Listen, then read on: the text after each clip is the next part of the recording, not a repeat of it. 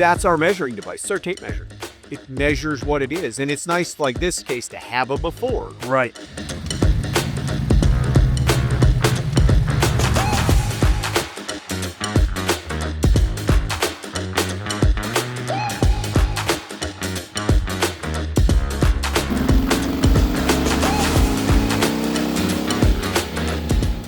And see with 98 horse 130 Clive took down. Okay. 98 horsepower, 125 torque. Yeah. That's crazy. I didn't think you had that much torque. Yeah, it's a lot. By just doing the ratio calibration. Got it. Okay. The only thing at that point that could get a funky signal is the sensor it's basically directly under the roller. There's a little optical eye, which a dust bunny will throw a spike. Wow. A hair, I have bee bug hair, Yeah. a hair under there with a dust bunny on it, we'll throw an electrical spike. He'll throw a spike up the ground. So I've had to open it, leave it out. So, what do you think contributes to the high torque? I think that's not average what we see. Okay. I would say the torque is higher than what I traditionally see for quite a bit, which is a good thing. Okay. That means that when we tune this out, there's a very good chance that this bike will be a torque key or about a horsepower. Okay. That's kind of why we do the before and after. Got it. One of the reasons it made with torque curve is this long green. One of the reasons torque is so high. This long intake runner helps. Okay. It's one of the cheats that we do. If you notice when we do tuning and stuff, you'll see that my torque usually exceeds other folks' torque. Okay. Horsepower may or may not, but a lot of times my torque is on the higher side of what you'll see Eddie. Okay. And it's combinations of air cleaner and exhaust and cam and stuff like that. So today we learned that those slip-ons on the stock bike with this cleaner, Yeah. weren't great. When it's worth for torque. Pretty great. So that's a little higher. That's probably 5 to 6 foot down over what I could see. Okay. On a stock Spike bike. Now, he said they did Screamin to tune this. Yes. So there's some manipulation and tuning in there to be in. Got it. If I were to tune this bike, no key, it'll make around 125 horsepower in mid 140s torque. Okay. I've seen it make 127, somewhere between like 122 and 129 horse. So return torque takes you 140 to 149 foot-feet. Okay. On a stock intern. Wow. On the BVT. Yeah. Coming from that. Wow. So, you're gaining a lot. Just the tune. Gains you cam numbers. Right. You know what I mean? Right. 20 to 30 horsepower. There's a lot of times what you gain out of a cam. So a lot of times just tuning with the impact, we get that. Wow. So. And so the biggest difference, so with that, because I mean, if with just the impact, you're seeing like 140s on the torque. So when you add this cam, the CR cam is more about the horsepower because it's about the same on the torque. Yeah, you're going to see gains across the board. Okay. But I would say, given your combo is so high in torque, I'd be willing to bet we see a bigger gain in horsepower than we do in torque. Okay. The torque will be, it's going to be higher than that, but it's not going to be monstrously higher. Got it. It may be. This is a bike I would say that's going to gain horsepower over what it's got. I mean, you made just under 100. Okay. So we'll see how they come out. But this bike is probably going to be a high torque bike. Okay. Regardless. Okay. Just, what are we using for exhaust on this? With Dominator. Dominator. The full Chromeworks. Full Chromeworks. Yeah. So that in and of itself will make a difference. I bet the Dominator, the torque comes down. Oh, really? If you were to put it on there right now and retune it, I bet its horsepower would go up slightly and its torque will come down. You'd have to do it to find out, but that's what I would suspect. Okay. These things with the factory converter in them are fairly restrictive of the exhaust flow. Yeah. So the slip-ons are doing nothing really other than changing the tone. Got it. The converter is your restriction. Okay. In this bike. Okay. Current. Okay. And that long elbow breather is helping bring that torque curve nice and smooth. So fun. And then, of course, the Dominator will you got that spoon baffle, so that may put. Right. And we'll have to play with it. It's like, so just what kind of perfect combo is to make that all work. You know, they see the dyno result. It's kind of like when you watch a car show on TV, Right. and they build a badass car in an episode. Right. Doesn't work like that. Yeah, got you. That's probably 6 months. You're right. You know, so when we do stuff like this, you know, you can put all the parts in, and then the hours of tuning, no one sees that. They only ever see the end result. Right. Right. Most folks assume that a dyno tune is something you pull in. I put it up here. Yeah. It takes as long as I just did to run it. Right. And you get the bike back to its tune. Yeah. Like the dyno spits out something magical. Right. That's not how it functions. Okay. It is something that we have to sit and build on every bike. Have to build the combo. That's why I'm not an advocate of like canned tunes. There's certain companies that you can buy a tuner that's already got a tune in it. It's just magical. It's not. When you actually put it on the dyno, this is nothing more than a tool. Right. It's a measuring device. Right. When we put it on the dyno and measure what it's doing, Right. there's no BS in that line. I mean, it just is what it is. It is what it is. I couldn't have told you what it would made. That seems about right. You know, again, I wouldn't have guessed the torque that high. Right.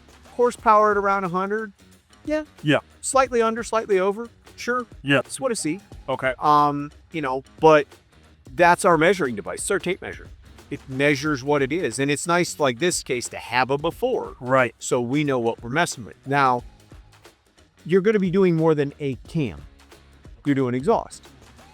And I know that exhaust doesn't seem like, well, it's just exhaust. Yeah, but it's not. It's Right. because the way that exhaust flows, it'll have a big input on the way that torque curve is created. Okay. It will not have as big of an input as that VVT cam Okay. Got it. and our ability to manipulate the cam, Okay.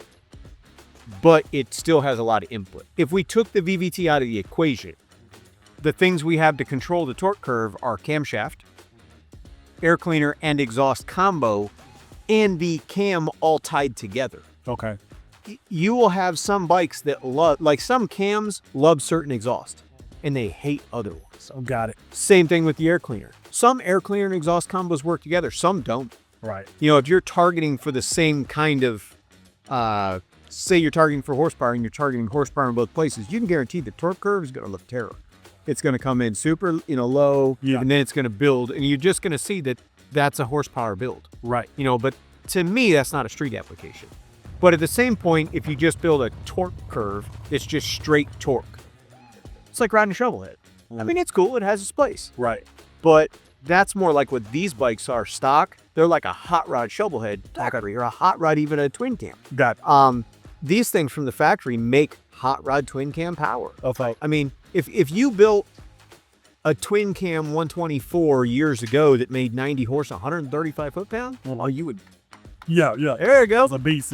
That's not a whole bunch of horsepower, but if you were targeting a torque build, Right. you wouldn't traditionally see 135 foot-pound with, say, 100 horse, Right. unless it was a pretty hot rod twin cam. Oh. And then, later on, for twin cams were around 20 years, 20 plus, so from 99 on. So over the years, as that evolved, the horsepower started climbing, torque started climbing, and we started building 140 plus 150 horse twin cams. Wow. That's not where they began. Yeah. Yeah. Even big motors didn't start out like that. Yeah. These things here, because they have a lot of the supporting parts already on them, the cylinder heads flow like a ported head Got it. because they basically are. Okay. The intake ports on these things are insane. Mm-hmm. The exhaust ports are crazy when you compare them to anything else they built production. Production. Okay. It doesn't mean it's all you can do, Right. but it means compared to a normal production Harley, there's a lot going on these things. Yeah. They're really something else. Now, I've heard that a couple of they're selling some type of ported A throttle body, or maybe the intake. they do offer both, yeah. Yeah. What is your thought on that? So, throttle body is one of those things that there's definitely times when you can upgrade it and change it. Most Harley dealers, I think they really push them to sell a throttle body. So if you walk through the door and you say, I want performance, they're going to sell you a throttle body immediately. Right. I'm probably not that guy. Okay. It's not the last thing, but it's one of the last things I'm going to sell. Okay. Even on the older bikes that had much less cylinder head flow, we would change the intake and leave the stock throttle body. Okay. and I would make massive horsepower and torque with a stock throttle bike. And these guys go to the dealer and they'll sell them a 64. And everything comes through the door that gets a cam or, thought about being tuned, anything, gets a 64. Okay. I will see, in my opinion, what would be a less desirable result for the street riding with a 64 than I will with a 58 with an intake behind it. Oh, okay. Got it. Take that same V-Tword Power Sports intake Yeah. we were talking about earlier, Chicago. Take their 5560 intake manifold and put, not on these bikes, but the older gas. Yeah. Put behind the stock throttle body and make better power than a 64 high flow. Okay. It doesn't need the 64. Okay. It's not saying that it can't be utilized. It can be utilized. Utilized. Yeah. But if you're not utilizing it as it is with those parts, you can mix the wrong parts together. You can buy all the cool guy high performance parts and put them together and not do any better. Right. Yeah. It's just not the right mixture. Got it. Okay. So, yeah, I mean, throttle body, there's definitely times when, sure, it's a great idea. But this throttle body's monstrous already. Okay. You know what I mean? It's already a huge throttle body. Yeah.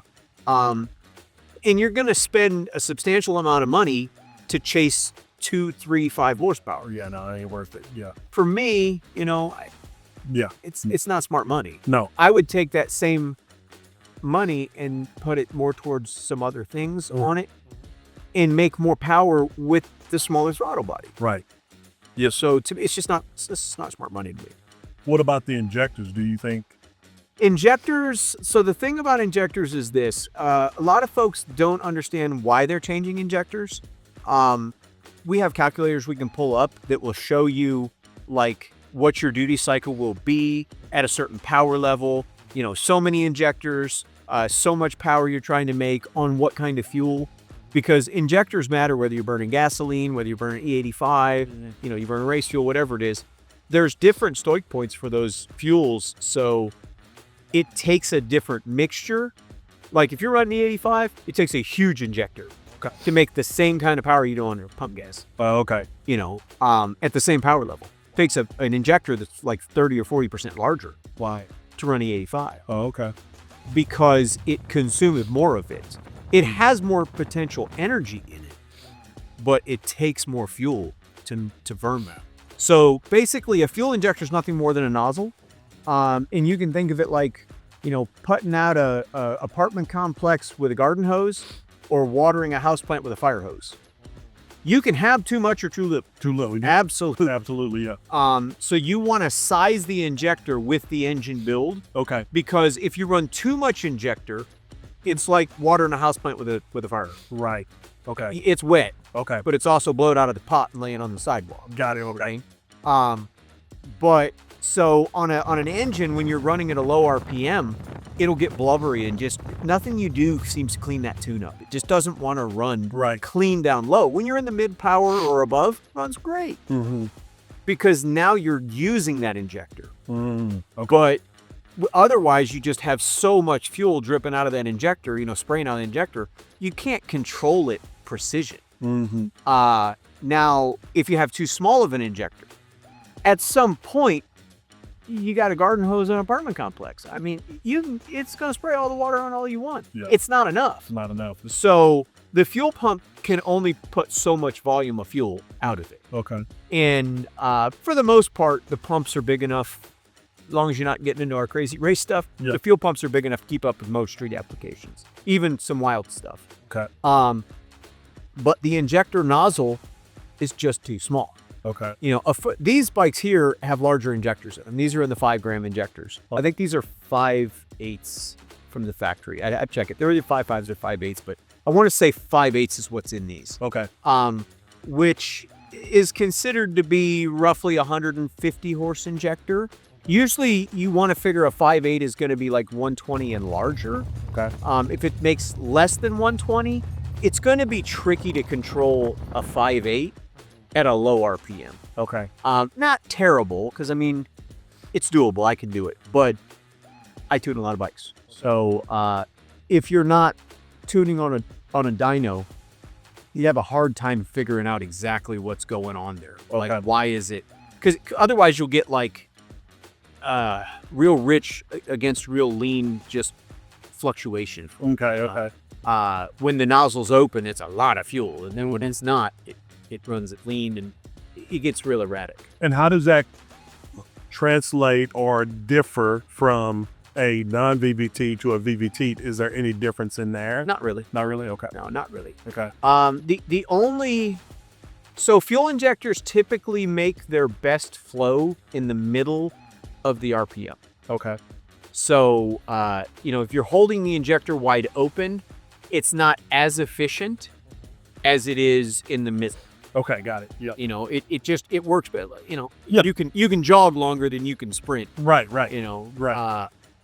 But it works the best in the middle. Okay. And you'll actually see when you're tuning that, depending upon what kind of platform you're tuning on, what we're tuning with the Impact, you won't really see it so much. I guess we could go and find the data, but it's not something that's blatantly obvious when you're tuning. But with some platforms, you'll notice that when I'm having to manually change fueling a lot, in certain RPM ranges, I have to make very minor corrections to get a lot of fuel.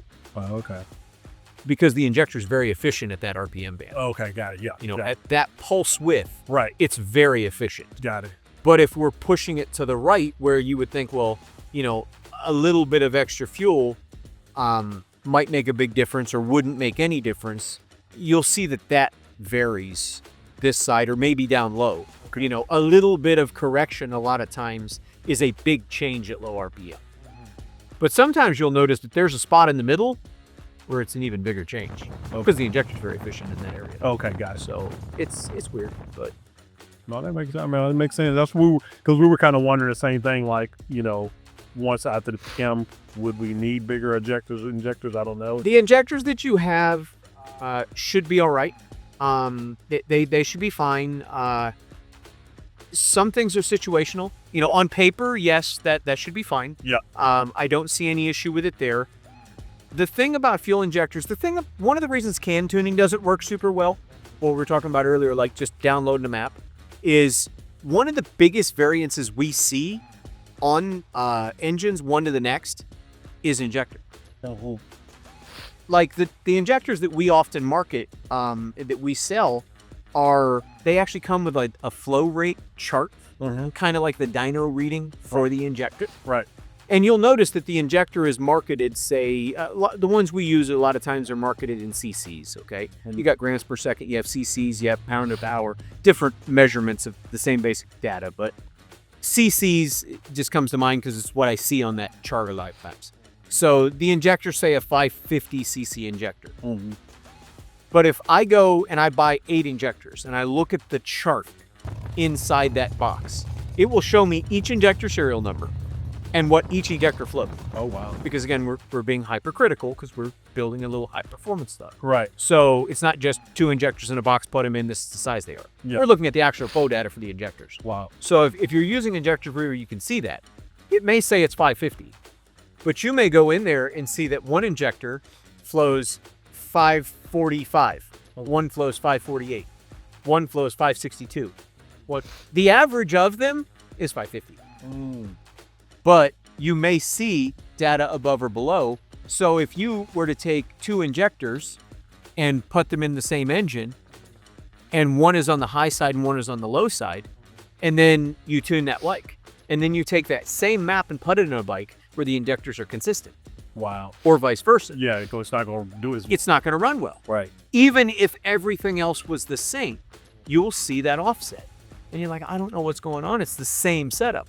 Well, it is. But there's always a manufacturing tolerance to anything. And there's a flow rate tolerance to an injector. There's a manufacturing tolerance to a camshaft. Where does it true? There's advertised numbers, there's actual numbers. And then we can get real specific. We could put a degree wheel on it and we can see where does it truly open. You know what I mean? Yeah. Just because they said it was ground here, oftentimes doesn't mean it is. It is, yeah. When you put a degree wheel up and roll it around, you're like, that's not what it said. It'll be close. Yeah. And you'll see bigger variances with some cams than others. Okay. But CR stuff's usually pretty good power. That might be when we find out with yours, because the guy that did his tune was like He could tune, but he's not a tuner. I get what I mean. So there's a lot of. How do these two bikes compare? What would you ask? Tell me your number. Now he'll because he's got the impact. Okay. Yeah, You got no speed limit or no? mine was 121 on horse. Stock. No. Stock. We never ran stock, Okay. but when I put the power commander on, it was at 115. Okay. And about 126 torque. Oh. Maybe 130. And then we took So your power. again, your torque was lower, but your power was higher. Yeah, What we just saw here. we took the power commander off, put the Impact Wiring Solutions on. Okay. It's 121 horse and 136 torque. Okay. Yeah. So, I mean, that's decent. But what was his torque? 130. He made 135. Yeah. That's why I'm interested. To see What his your bike. horsepower is 98. Yeah, maybe he just, I don't know. I'm interested to see what your bike would do. Well, Yeah. that one thing you notice is, like I said, these bikes are on paper the same. Yeah. But you have different exhausts, different air cleaners. You got different air cleaner, right? Yeah, no. No, so they ain't about different exhaust. Different exhaust and just different bikes. Yeah. It's the same bike, but they are physically different motorcycles. Right. They can be the same bike. You can put them up here, and they'll make within a couple horsepower of each other, Right. you know. But they won't be the same. Yeah. I want to say yours was 107, wasn't it? The most basic one that you did. Didn't you have something that was 107? I can't remember if he dynoed it before we put that Yeah. power commander on. On there was 107, I thought. Yeah, a lot of times, you know, you get a bunch of buddies together and they all went out and bought the same bike or pretty much the same bike. One of them's the fastest. And it always will be. And it don't matter who's on it. It's the damn fastest. Yeah. You know, it's what we call a Wednesday. Yeah. Friday, you don't want to own Friday. You know, Monday, they're still hungover. Wednesday, that's good. Wednesday's a good machine. Yeah. Fridays, they're trying to go beer 30, so.